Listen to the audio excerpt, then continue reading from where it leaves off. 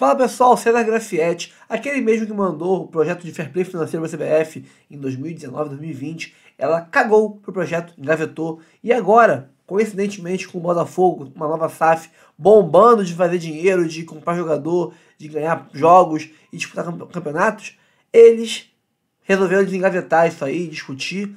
Ele deu entrevista ao UOL, pro PVC, pro André Hernan, Domitila Becker, e falou que o Botafogo não estaria descumprindo em nada o fair play financeiro que ele bolou pro Brasileirão, que tem várias variações, lá fora tem o fair play francês, o inglês, etc. Ele disse que não estaria burlando em nada. E tem muito mais, tá? O Alex Telles Bidou está à disposição para sábado enfrentar o Corinthians. John Textor estaria fechando um dos maiores acordos da história do Botafogo para receber muita grana, bilhões nos próximos anos. E hoje, quer dizer, deve estar rolando por agora o jogo entre Inter, lá no Sul, e Fortaleza, que pode valer aí a liderança do Brasileirão. Se o Inter ganhar ou empatar, nós nos mantemos na liderança, mas se o Lion ganhar, aí serão novos líderes e teremos que correr atrás do time tricolor de Fortaleza. Isso e muito mais já, mas antes, curta, comente, compartilhe, se inscreva no canal e ative o sininho para receber avisos de todos os conteúdos que pingarem aqui no nosso canal. Notícia do Fogão, a casa que quer se manter bem informado sobre o Glorioso. Eu sou o Rafael, mas antes, realmente curta o vídeo. Cara, menos de 10%, vamos lá, uns 5, 6% de quem assiste o vídeo curte ele, olha aqui em cima os números, e 10%, 11% de quem assiste é inscrito, ou seja, quase 90% de quem assiste não é inscrito. Há muita chance de você estar assistindo aí agora não ser inscrito. Então, confere aí se você é inscrito ou não. Se não for, se inscreve e ativa o sininho e bora pro vídeo. Falando agora do Brasileirão, o líder Botafogo recebe o Corinthians no sábado e esse gente boa aí ainda não vai poder estrear. Tudo ainda é novidade para a pequena Antonella. Assim, quando ela recebeu a camisa do Botafogo, ela já gritou e veio, já queria tirar a camisa dela para colocar do Botafogo. Identificação rápida com o clube, igual o papai Alex Telles. Vai usar a camisa 13. Realmente o 13 para mim é um número muito especial, né? Desde que eu me tornei profissional, foi o número que me acompanhou. E no Botafogo, é um número que está associado a ídolos, como o Zagallo, que em 2010 entregou a camisa 13 para Louco Abreu. Esqueci só de falar, Telles no Fogão tem 13 letras, só para lembrar. O lateral esquerdo estava livre no mercado. O último clube dele foi o Al Nassr da Arábia Saudita. Aos 32 anos, está de volta ao Brasil depois de 11 temporadas e busca o primeiro título por aqui. Mas ainda não está regularizado. No sábado, o Botafogo recebe o Corinthians pelo Brasileirão. Alex Telles é o 8º reforço do time, contratado na última janela de transferências. O vínculo com o Botafogo vai até o fim de 2026, ano de Copa do Mundo. E a seleção brasileira está nos planos dele. Ele disputou a Copa do Mundo de 2022 no Catar, mas foi cortado no final da fase de grupos por causa de uma lesão no joelho direito. Venho para cá com esse intuito, dar o melhor ao Botafogo, ser um exemplo dentro de campo e quem sabe sim ter mais uma chance na seleção. Economista, consultor em gestão esportiva e idealizador de projeto de fair play financeiro entregue à CBF em 2019, não implementado pela entidade. César Grafietti deu interessante entrevista ao UOL Sport. Ele esclareceu que o Botafogo não faz nada errado, está dentro dos parâmetros do sistema e não é um problema. A primeira pergunta a Grafietti foi se o Botafogo, usando 45% das receitas em salários, como revelou John Textor, estaria dentro do fair play financeiro. Estaria sim, Domitila. Vamos lá. O projeto, um projeto que começou em 2018, foi entregue em 2019. Em 2021, depois de pandemia, nós fizemos uma adaptação desse projeto, né, já sobre uma nova ótica, né, passada os problemas da pandemia. E uma das restrições era claramente um limitador de gastos, que não era só salário, né, porque na média no Brasil os clubes gastam ali entre 45% e 55% das receitas em salário. Os clubes gastam muito em outras coisas que o torcedor nem sabe, nem vê, e aí vai cobrar só o gasto com salário, mas ali a área social, outros gastos acabam consumindo muito da receita dos clubes. Então esse era um dos itens, e sim, se for verdade que 45% das receitas está sendo gasto em salário, estaria dentro. O ponto do Botafogo hoje, para mim, é uma falta de transparência. A gente fica ouvindo o dirigente falar e ele não mostra números. Isso é um pouco da história do futebol brasileiro.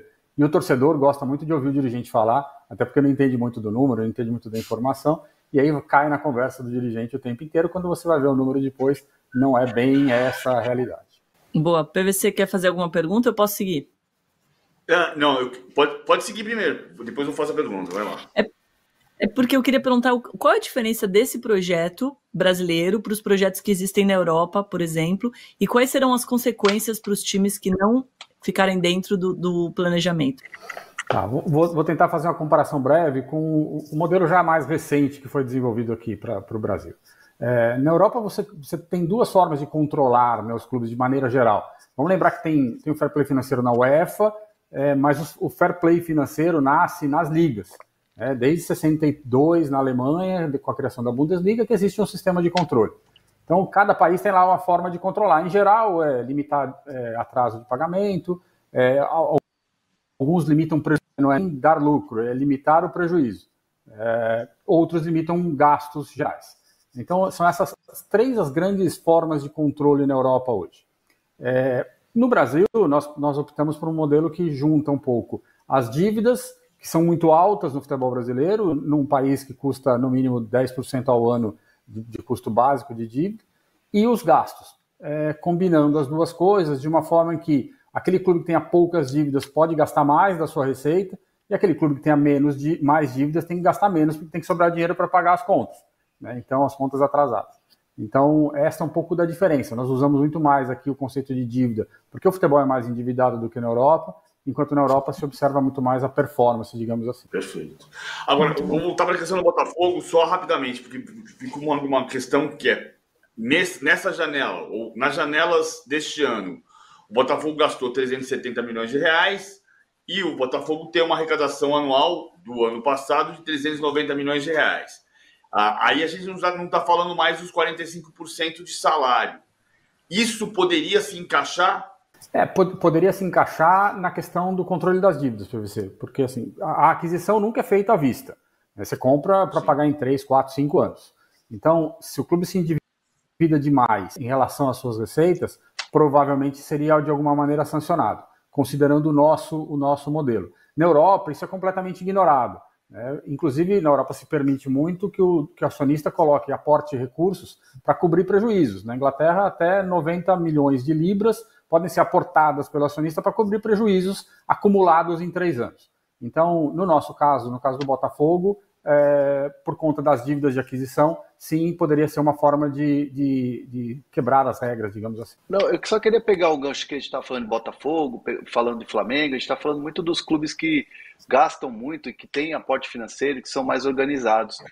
Fala-se muito em fair play financeiro desses grandes times hoje que estão na ponta e com essa questão financeira.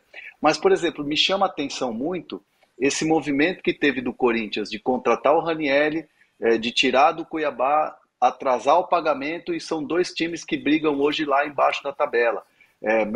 Não pagar um clube que você hoje lida diretamente ali na tabela e simplesmente, entre aspas, atrasar a parcela e o jogador estar atuando no outro time, poderia entrar nessa questão de fair play financeiro, que é um pouco diferente o assunto, mas acaba sendo o mesmo da questão de dinheiro? André, você toca o ponto central do que é o sistema, né? O sistema, o objetivo dele é evitar atraso, evitar falta de pagamento, seja para outros clubes, seja pagamento de salário, seja pagamento de impostos. Então, quando a gente ouve muita discussão ali, o Flamengo, o Botafogo, o Palmeiras, quem contratou mais, o Cruzeiro, ninguém fala do Cruzeiro, mas o Cruzeiro também investiu bastante em contratações. Esse é um problema que eu diria menor, isso não é nenhum problema. Isso são investimentos que estão sendo feitos. O problema está naquele clube, como você citou, o Corinthians, que contrata e não paga, que não paga salário, que costumeiramente não recolhe impostos e encargos. Este é o clube que destrói a estrutura, né? E aí o fair play financeiro ele vem com o conceito de tentar manter a estrutura do futebol equilibrada. Por quê? A partir do momento que o Corinthians ou qualquer outro clube faz isso, né? Gasta sem lastro, né? sem capacidade, passa a dever, todos os outros clubes da estrutura olham como exemplo e falam, se eu não fizer a mesma coisa, eu não serei tão competitivo quanto. Então, você gera ali uma bola de neve que você vai fazendo outros clubes tomar a mesma atitude. Então, o fair play financeiro como conceito, e até hoje mudou o nome na Europa, se fala muito em sustentabilidade financeira, ele nasce para evitar isso, para evitar clubes gastarem o que não podem, porque eles vão quebrar. Em algum momento esses clubes vão quebrar e vão deixar um rastro na indústria. Então, o conceito é esse, muito mais do que o conceito de dizer se o Botafogo está gastando mais porque o Textor está colocando dinheiro ou se o Palmeiras está gastando mais porque tem a Crefisa como patrocinador. Então, a diferença está em evitar que atrase, que o sistema entre em colapso. Agora, eu vou bancar de advogado do diabo aqui. Vamos lá, porque assim, eu acho que a gente está falando muito do Corinthians e eu acho que é justo pela questão Memphis Depay. O Depay ganhava 16 milhões de reais por ano no Atlético de Madrid, que ia dar mais ou menos 1.300.000 reais. Ele veio livre, então veio o salário que seja um pouquinho mais do que isso e mais as luvas, e vai bater 3 milhões de reais, 2.900.000 de reais. Tá. O Corinthians tem uma dívida, vai bater 2 bilhões de reais. Então o Corinthians é um problema. O Corinthians atrasou um pagamento de 11,5 milhões de reais para o Cuiabá, como disse o Hernan, que disputa a mesma faixa de tabela. Então temos um problema com o Corinthians. Mas eu vou só voltar para bancar advogado do diabo assim. No ano retrasado, o Peñarol cobrou o Palmeiras, acionou o Palmeiras na FIFA. O Palmeiras pagou depois, resolveu o problema. O São Paulo estuda acionar o Botafogo, porque o Botafogo vendeu o PR para o Lyon por um preço supostamente abaixo do mercado, e o Lyon é da mesma MCO, do mesmo Multiclubes Ownerships do Botafogo. O Deportivo Maldonado, no ano passado, acionou o São Paulo por causa de uma dívida do Caleri. O São Paulo acionou o Metalist da Ucrânia por causa do Paulinho Boia. O Itaboraí aciona o Fluminense por uma dívida do Lelê. O Santos teve um transfer ban porque não pagou o auxiliar técnico do Fabiano Bustos, que já foi embora há 2 anos. O Grêmio teve ameaçado um transfer ban por causa do pagamento do Vila Sante e do Cerro Porteño. E para a gente viajar para a Europa, em 2021, o Manchester City foi excluído da Champions League e naquele ano, temporada 2021, naquele ano, pela primeira vez, o Manchester City disputou a final da Champions League. Mas ele estava fora, ele tinha sido banido por burlar o fair play financeiro. Então, até que ponto? Acho que tudo isso demonstra que precisa ter um sistema de fiscalização que não é só para o Corinthians, né? Que é para vários momentos de vários agentes diferentes do sistema.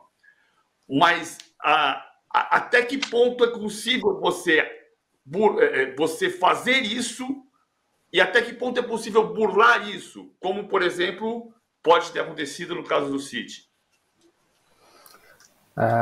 Bom, primeiro, todos os exemplos que você usou são os exemplos que, independente da cor da camisa, do distintivo de onde está situado o clube, é o que o sistema tem que pegar, né? Tanto é que boa parte deles... Né? Então, assim, não estou preocupado se o seu Botafogo é o do Rio ou de Ribeirão Preto, ou se eu estou falando de um time do Rio Grande do Sul ou do Paraná. Atrasou pagamentos, transfer ban, controle, faz cobra, não deixa contratar de novo, que são as sanções, um pouco do que a Domitila perguntou há pouco sobre sanções. As sanções mais comuns são transfer ban até resolver o problema. Na Inglaterra você tira pontos, né, quando o clube viola o fair play financeiro. Então são essas questões.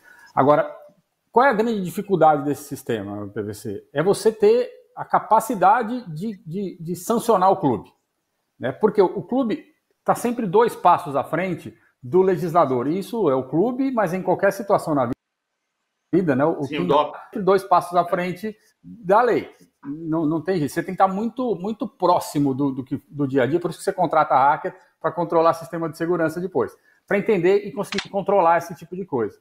Eu vou dar 2 exemplos que aconteceram agora, né? O Chelsea não foi sancionado no fair play financeiro da Premier League porque vendeu 2 hotéis que estavam no clube, no Chelsea, por uma empresa irmã. Ou seja, o dinheiro não saiu, ele só gerou uma receita artificial. O Leicester não foi sancionado porque ele mudou a data de fechamento do balanço dele. Era para fechar em 31 de maio, ele fechou em 31 de junho, em cima da hora, porque nesse mês ele gerou receitas que garantiram que ele cobrisse o prejuízo que ele tinha e seria sancionado. Ia começar a Premier League com menos pontuação. Então, assim, tudo depende da vontade, né, do legislador, do controlador, né, e tem que estar muito atento para sancionar. O Everton foi sancionado, o Nottingham Forest foi sancionado na Premier League, né, então vira e mexe. O Barcelona teve dificuldades em registrar jogadores. Assim, existe um interesse, um objetivo, uma vontade, sempre é possível. E aí, quando você olha um grupo como o City, eles devem ter lá uma quantidade de advogados prontos para esse tipo de ação, então já estão prontos, sabendo do que vão ser sancionados e usam todos os subterfúgios legais para evitar isso. Coisa que aconteceu com o PSG, coisa que aconteceu com o City, de novo, enfim. Mas o Milan e a Juventus foram sancionados na Itália, ainda que eles não pudessem disputar, acho que Conference League e Europa League por um ano, foram sancionados, né? Aceitaram a sanção. Então, assim, acho que é um processo lento até, mas que tem acontecido e que, pelo menos na Europa, já começa a gerar algum efeito, com clubes tentando evitar ter que brigar na justiça para não ser sancionados. Ô César, então, recapitulando, a Inglaterra perde pontos, na França, por exemplo, é rebaixado, a UEFA, como você falou, tira o time das competições. No Brasil, como vai ser esse sistema de punição? A ideia tem uma dificuldade muito grande em você conseguir tirar pontos no Brasil, né? Então, a ideia é sempre ser um modelo educativo e não um modelo necessariamente punitivo. A educação no clube de futebol é você evitar que o clube gaste. Isso é o que garante um nível de estabilidade, ou pelo menos de encaminhamento para essa estabilidade. Então, a principal sanção no Brasil seria o transfer ban. Então, não contratem quando estiver devendo. Ponto. Essa é a primeira regra. Extrapolou as regras, extrapolou os limites, não contrata. Então, a coisa que o dirigente mais tem horror é ser proibido de contratar, porque é justamente a válvula de escape para sair de pressão da torcida, de pressão da própria imprensa, enfim. Então, quando você cria um sistema onde ele aplica o transfer ban por atrasos, acabou, né? O dirigente vai se esforçar ao máximo para evitar isso, que é o que acaba acontecendo com todo mundo. Tirar pontos é uma discussão que nós tivemos com o STJD, com o CNRD e com advogados. É sempre muito difícil você conseguir implantar no Brasil um sistema como esse de tirar pontos, que talvez pudesse ser também educativo, mas então tinha-se para um transfer palpável e afeta diretamente o bolso do dirigente. Textor fecha o maior acordo da história do Botafogo. Pode girar em torno de 2 bilhões de reais. Textor fecha o maior acordo da história do Botafogo. Isso porque, a partir do ano que vem, o futebol brasileiro vai se dividir aí em duas frentes, né? Negocia aí com a Liga Forte e também tem a outra liga onde outros clubes também estão aí fechando. O Botafogo, o Alvinegro, que é hoje dono da SAF, é o John Textor, 90% da SAF, ele tem ido atrás também de investimentos.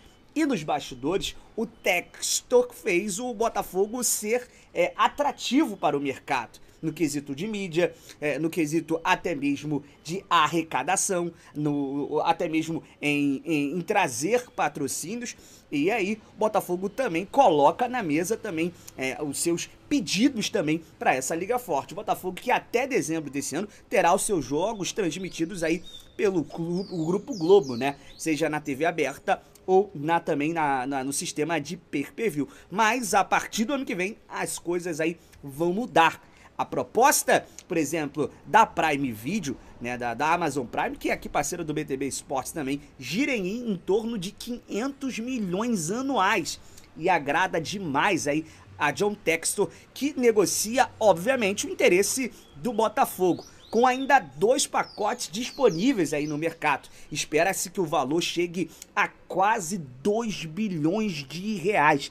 Diz aí a matéria de Adalberto Leisten Filho, né, o jornalista aí renomado. Para você ter uma ideia, no primeiro semestre desse ano de 2024, a Globo fechou exclusividade de TV aberta e também pay-per-view com o Grupo Libra, em torno aí de 1 bilhão e 300 mil de 2025 a 2029. Botafogo faz parte da Liga Forte, aonde também tem ali até mesmo o Grupo Record, ali também, que vai transmitir um jogo por rodada, tem até mesmo negociado valores aí maiores até mesmo para essas equipes que negociam com a Liga Forte. Já a Libra negocia diretamente com a Globo, e aí o Botafogo fechando com até mesmo com a Liga Forte, vai ter também seus jogos aí transmitidos quando for mandante também pela Prime Video, um jogo por rodada, a Record também um jogo aí por rodada, junto com a Live Mundi também no YouTube, né? Então, ano que vem, futebol brasileiro, o mercado de transmissões vai ter grandes mexidas, vai ser drástico essa mudança. E é claro, os times negociam valores altos e valores importantes. Para você ter essa noção, para você parar para pensar, o Botafogo negocia somente com ele valor de quase 2 bilhões. É a marca do Botafogo ganhando de fato esse peso, ganhando de fato essa valorização que por muito tempo não teve, e isso deixou sempre o seu torcedor muito chateado. Hoje o Botafogo, a SAF do Botafogo, na minha opinião, é a melhor SAF do futebol brasileiro, é a que mais investiu e agora vai também colher esses retornos também através até mesmo de direitos de imagem assim que fechar, assim que acabar essa negociação. Mais um acordo que está muito bem encaminhado. John Textor mais uma vez indo muito bem no mercado, valorizando a marca Botafogo, e isso agrada demais o seu torcedor. Que o Botafogo continua, como eu disse, nas duas frentes, valorizando ainda mais, e quem sabe conseguir um título inédito nessa temporada, um título de Libertadores da América, e depois de 27 anos conquistar o Campeonato Brasileiro. Galera, se vocês chegaram até aqui nesse boletim agora da tarde, peço a você mais uma vez, deixe o seu like. O like é muito importante pra gente. Se inscreva no nosso canal. Os narradores, hein, cara? Seguinte, ó. Vamos lá, tá preparado pra falar do fogão? Tô. Deixa eu respirar aqui, vai. O cara é profissional, irmão. Mano, que é pra voltar pra terra, né? Você ele muda, é um chip ali que ele aciona já... e vai. Fala, Rodrigo Brandão, manda aí. E aí? Não, vamos lá. Vamos falar do fogão. Ó. Beijo, Brenoca. Sabe que tu tá no meu coração, né, irmão? Sim. Vamos lá, falar do fogão, Canta. Vamos trazer logo a informação sobre Sérgio Ramos, cara. Não, calma aí. Quem? Sérgio Ramos no Botafogo? fogão. E aí? Será que isso procede? E o Sérgio Ramos, hein? E o Sérgio Ramos. Verdade que Sérgio Ramos, ele tá sem contrato, jogador que tá livre no mercado. Eu achei que ele já tinha se aposentado, cara. Não, ele atuou a última temporada pelo Sevilha e tá sem clube, né? E ele teria sido oferecido a alguns clubes aqui no Brasil. De acordo com o nosso colega do blog do Rafael Reis, o Botafogo foi um dos clubes em que ele foi oferecido. Mas não só o Botafogo, foi oferecido ao Flamengo, ao Vasco, ao Corinthians, inclusive informação que a gente obteve aqui. O valor pedido foi algo assim estratosférico. E por isso ele não acertou com nenhum clube aqui do Brasil. O Botafogo foi um desses clubes, mas a negociação não avançou. Então houve sim essa investida do staff do jogador para oferecer ele a alguns clubes, entre eles o Botafogo, mas o clube não aceitou, até porque já tinha essa negociação com o Adrielson já avançada, né? O Botafogo, nesse momento, tá com seu elenco completo. Então, a informação que a gente tem é essa, que o Sérgio Ramos foi oferecido, mas que o staff do Botafogo não aceitou. Vamos falar agora de Alex Telles. Esse sim já tá no clube, já vem treinando. Ontem concedeu a entrevista coletiva para a imprensa lá no estádio Newton Santos. Um detalhe interessante que pouca gente sabia, que teve um jogador do elenco do Botafogo que foi muito importante para o aceite do Alex Telles. Não foi muito difícil, né? Assim que ele rescindiu o contrato com o Al Nassr, ele imediatamente já recebeu a ligação do Textor. O próprio Alex Telles disse isso, e até o acerto foi muito rápido. Mas ele teve uma conversa com o Tiquinho Soares e o Tiquinho acabou ajudando para fazer com que ele viesse ao Botafogo, trazendo, claro, informações do clube, informações da torcida, como o Botafogo tá nessa temporada, como o Botafogo vem crescendo ao longo dos últimos anos, e o Alex Telles escutou o Tiquinho. Eles são muito amigos, atuaram juntos no Porto, na época que o Tiquinho jogou por lá, ganharam 4 títulos juntos na equipe portuguesa e são muito amigos. Então, o Alex Telles chega com o Tiquinho, né, como conhecido nesse elenco, e a gente vai trazer justamente ele, Alex Telles, falando sobre essa identificação com o Tiquinho, essa amizade, e trazendo também os motivos pelo qual ele aceitou vestir a camisa do Botafogo. Fala, Alex Telles. Fiz uma ligação com o Tiquinho e ele ficou muito feliz com isso, né? Falou, vem embora, vamos conquistar tudo que a gente tem para conquistar aqui. Ele é um cara que me deixou muito confiante também, não só dentro de campo, mas também em questão familiar fora. Falou também, como todo mundo fala para mim, que o clube está em constante evolução, e isso se vê no dia a dia. Eu sei o quanto esse clube tem a história no futebol brasileiro, os jogadores que aqui passaram, é um clube que mais levou jogadores para a seleção brasileira. E é um objetivo meu também, claro, porque eu sei que se eu fizer um bom trabalho aqui, as portas podem se abrir novamente. Tá aí, Alex Telles falando isso também, né? Que as portas da seleção, para ele, pelo menos, não se fecharam. Ele segue com essa ambição de fazer um bom trabalho no Botafogo e merecer, quem sabe, uma chance na lateral esquerda. É difícil? Não é difícil. Se a gente for ver hoje os laterais da seleção brasileira, o Arana, que é o titular, e o Wendel, né, que também vem sendo convocado regularmente, não são jogadores ali, olha, incontestáveis na seleção brasileira. Então, o Telles, jogando o futebol que sabe e tendo uma sequência no Botafogo, tem todas as condições de voltar a ser lembrado pelo Dorival Júnior. Vamos falar agora sobre o jogo entre Fortaleza e Inter. Essas duas equipes jogam hoje, daqui a pouco, às 7h30 da noite, lá em Inter, lá no Sul, e o Botafogo vai torcer por um empate, pelo menos nessa partida, ou uma derrota, uma vitória do Inter. O Fortaleza não pode vencer. Se o Fortaleza vencer, ultrapassa o Botafogo na tabela de classificação, e aí vão ficar em igualdade em número de jogos. Então, toda a torcida a favor do Inter, para que haja pelo menos um empate ali no jogo de hoje, e o Botafogo siga líder desse campeonato brasileiro. Canta. Com certeza, meu parceiro Rodrigo Brandão com as informações aqui no Som na Transamérica.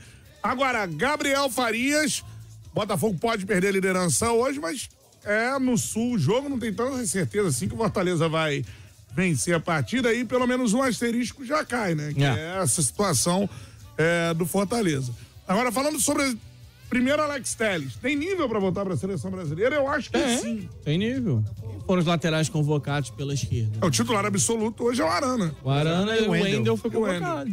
Acho que o Alex tá no bolo ali. Foi pra Copa, né? Eu acho que é um jogador que se perdeu um pouquinho naquela situação. Assim, ele teve uma fase na Europa onde ele não conseguiu engatar uma grande sequência, United, Sevilha, aí ele vai pra Arábia Saudita, que acaba ainda escondendo o jogador. Desculpa. O Neymar, ele consegue ser convocado na Arábia Saudita. O Alex Telles não. Voltar para o futebol brasileiro pode ser importante. Quer ver um exemplo? O Luiz Henrique. O Luiz Henrique vinha até bem no Betis, cara. Verdade. Ele tinha atuações interessantes, era um jogador elogiado na Liga Espanhola, mas não tinha tanto holofote em cima dele. Quando volta ao futebol brasileiro, o nível de enfrentamento que a gente tem aqui hoje, o Luiz Henrique ganhou o patamar para atingir a seleção brasileira. Recebeu 2 chances bem consistentes nessa última convocação com o Dorival. O Alex Telles entra mais ou menos no mesmo patamar, tem a vantagem de já ter convocações no currículo, uma Copa do Mundo, né? Vale lembrar, ele esteve na última Copa com a convocação do Tite. Então acho que ele se permite voltar nesse momento da carreira, ainda assim com 31 para 32 anos, muito a render. Acho que o Botafogo ganha um lateral para pelo menos 3, 4 anos aí, o Alex ganha a projeção, aumenta a sua chance de disputar a próxima Copa do Mundo. Só complementar a informação, o Alex Telles, ele ainda não está regularizado, tá? Bidou em alguns segundos. Opa, então ótima até informação. Até bom você falar que eu esqueci de dizer. Eu vim até buscando aqui essa informação, mas se bidou agora, então beleza. Bidou há alguns minutinhos. Então, bidou. Já pode jogar. Pode. Vem treinando, já são 3 dias de treino, né, contando com o dia de hoje, então tem tudo para fazer a sua estreia no sábado contra o Corinthians. Essa é a parada, cara. Agora, situação de Sérgio Ramos, hein? Que loucura, hein, cara? Eu prefiro nem passar muito por isso. Acho que ele tinha parado de jogar, o Sérgio Ramos. Pelo acho que ele tá procurando um lugarzinho ainda pra dar uma última encostada na carreira ali. Eu acho que o elenco do Botafogo agora fechou. O Sérgio Ramos. Não, se o Sérgio Ramos aceitasse ganhar um valorzinho em conta aí, não seria um absurdo nem o Botafogo, nem qualquer outro clube no futebol brasileiro investir no Sérgio Ramos. Mas assim, jogar lá no elenco, né? A parte física acho que já não ajuda. Seria um cara ali pra complementar, pra pagar muito caro. Acho que dentro do projeto que o Botafogo montou para esse ano, acho que já não tem mais espaço para ninguém. Bom, pessoal, então é isso. O Botafogo está cada vez mais forte financeiramente, futebolisticamente. Está alugando triplex cada vez maiores na cabeça dos rivais. Agora tem aí chegada de novos reforços, tem a reta final dos campeonatos, tem novos acordos fechados para futuras receitas maravilhosas. Eu acho que o Botafogo nos próximos anos vai vender muito jogador da base, que está fazendo várias aquisições que ninguém está vendo, está passando ali desapercebido. Sabe, jogadores que, pensou um cara do Cruzeiro, outro moleque do Flamengo, outro do Juventude, traz pra base, daqui a uns poucos anos vai vender jogador adoidado dessa base aí, que jogadores bons que inseridos em um clube com um time muito bem montado, já bem estruturado, jogando o fino da bola, esse jogador entra e é potencializado. Então, a hora de vender, se vender direitinho, né, vai vender muito caro, vai vender um jogador com valor muito alto. E com essas cotas de televisão agora bem melhores negociadas, as receitas serão maravilhosas. E aí, mesmo com o fair play financeiro, não vai ter como segurar o fogão. E, como disse o César Grafietti, o Botafogo não está infringindo em nada o fair play financeiro que em muitas ligas é aplicado, e principalmente o que ele bolou para a CBF não estaria sendo infringido pelo Botafogo com esses investimentos do Textor nesse ano de 2024. Então é isso, pessoal. Muito obrigado por estar aqui comigo até agora. Eu sou o Rafael. Curta, comente, compartilhe, se inscreva no canal e ative o sininho para receber os avisos de cada vídeo que a gente postar aqui no nosso canal. Fico por aqui. Um abraço. Até o próximo vídeo.